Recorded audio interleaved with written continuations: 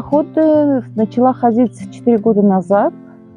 Дочка меня просила пойти в горы. Я сказала: ой, я уже в возрасте, у меня такой возраст, что я не могу ходить в походы. Вот, она говорит: нет, мама, пойдем. Я не хотела ее обидеть. И я с таким страхом пошла, на самом деле, потому что в детстве я ходила когда-то. И мы ходили на Сиомо, а Сиомо – это не самый такой простой поход, так скажем. И очень удачно получилось, мне очень понравилось. Я увидела эту красоту, и я этим заболела. И с тех пор я стала ходить в горы. И поняла, что возраст – это не преграда.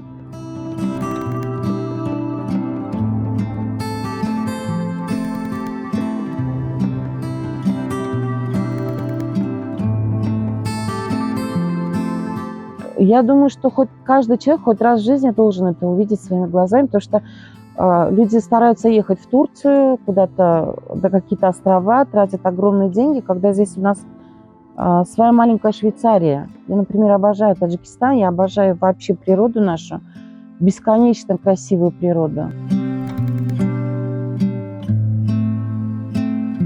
И я открыла компанию, чтобы показать людям, абсолютно все нашли в себе силы и желание выбраться за город и посмотреть, как у нас красиво.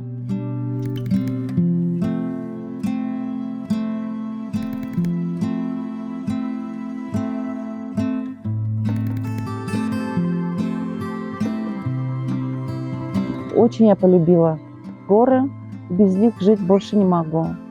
То есть я не могу находиться в городе долго, если у меня нет возможности поехать, я просто страдаю.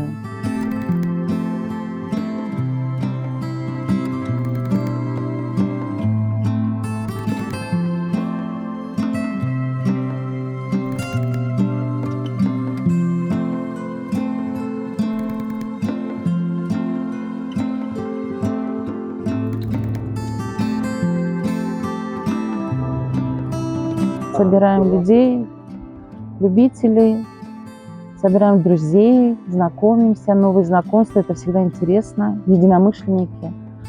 Люди, которые любят горы, которые любят природу, это совершенно другие люди.